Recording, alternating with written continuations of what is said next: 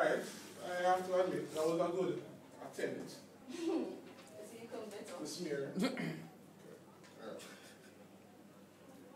And while sitting there, right, watching you read your points of Microsoft's so-called lawsuit-ridden Windows Vista, right? Got it with a laptop, no choice. You bought it. Monopoly. You support it. Monopoly didn't have a choice. Mac is out there. Dell. Mac is out there. Alright. Mac is expensive according to Google. Monopoly. So they're cheap and cost effective. Hi guys, we have 5 minutes. So big. I will not even try to slander Microsoft in the way that she has, attempted to slander Google.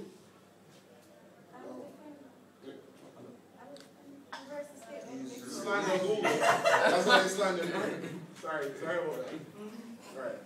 I strongly feel that Google is a more intrusive because if you think about it, these so-called cookies which are stored on Google's massive server, not only a computer, but these IDs are served on Google's server and they are kept there for 18 months. Right. The reality is that Google servers will track just about everything you do and everything you're interested in, no matter how personal or sensitive. We need strong assurances about the types of information that are collected by Google and how these are shared. The absence of concrete guarantees weed out any claims that your future health problems, sexuality, financial problems, and medical history. So even if you have an erectile dysfunction, Google will know of this. Now this is a potentially dangerous development. On a whim, the company can join up. No. Sir Bottle, no comments. Thanks. On a whim, the company can join up all its existing services to provide advertisers with an unprecedented CAT scan of users. The privacy threat from Google is growing day by day, and it's now time for Parliament and regulators to launch a full investigation on the company. Now, I think, my opinion, my team has proven Google's unethical behavior and has shown how it affects the users in a negative way. When comparing, Microsoft has never compromised the privacy of its users for selfish monetary gain. Thank you. Microsoft has a section solely dedicated to explaining its privacy policies in layman terms. Customer service representation, and they provide regular updates if the policies have changed or if they are planning to change it. They even took part in the Data Privacy Day on January 28th in an effort to raise awareness and generate discussion about managing your identity online. Microsoft is a company that teaches us about privacy and respect for intellectual property. They never compromise it.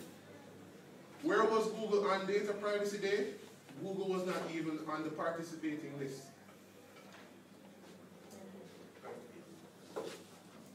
No, we're going to have the That was the rebuttal. Conclusion. So conclusion time now. Yeah. He rebutted and the conclusion is supposed to read separately. Miss, I did it. Alright. In the interest of time. Well, thank you again, and weak arguments for and against. Now, let's examine the facts again, shall we? Because they insist on doing this, I don't know why. No. Joe Moore says that Google is intrusive. As I stated before, ladies and gentlemen, they have clearly told you when, what programs, put cookies on your computer. Furthermore, if you read Google's privacy policy, it clearly outlines to you what you can disable in your web browsers to prevent Google from putting these cookies on your computer. No, and I just want to bring up something that Joe Mann pointed out. If you put your erectile dysfunction on a computer, just saying that you want it to be public knowledge. No, Google earlier stated that they are making it, it is Google's objective to make everything and to provide all information and make it public. Okay? Now, earlier we stated that it's ethical, that ethically you have a right to fulfill your obligations. By uttering this, Google has made it an obligation. Now, if you're going to say Google should hide the information that they collect, what good is the search engine? Again,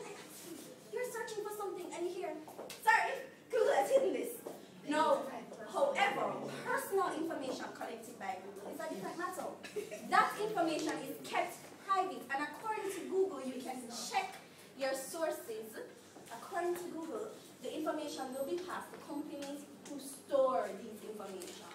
Now, Google also states that they will not use your information other than to protect it, to improve its product for your benefit. Secondly, there are cases against Microsoft piled high to state that it has violated over and over and over again privacy of its customers. In fact, pointed out by Gavin, Microsoft Internet Explorer tried to violate the privacy of Google users. What is happening there? And furthermore, Microsoft didn't even take responsibility for the action. No, they said, oh, we'll fix it. Who fixed it? Google. Now, let's move on. Let's examine these track records. This is a closing argument. You don't have new arguments, new data, just sum up. No, you're examining. Please close the argument. Your rebuttal was about 10 times too long. Troy pointed out that Microsoft was brought to court. They submitted erroneous videos, acted unethically by trying first to falsify evidence stating that their web browser was a part of the operating system. Then they disregarded all other parties involved. Blatant disregard for all other parties involved. They didn't take anybody else into consideration. They only took Microsoft into consideration. Think about that when you're deciding what company is more unethical. Next issue is that Gavin brought up that clearly Google states everything that it's doing. It tells you when cookies are being installed, where they're being installed, provides you with a way to block these cookies. Is that the act of an unethical company? No. Microsoft, on the other hand, go search their privacy policy. See if you can find how to disable the downloading of cookies on your web browsers. I bet you'll still be looking from 3012. Thank you, ladies and gentlemen. 2012, wow. Looks good. Is this where you guys clap?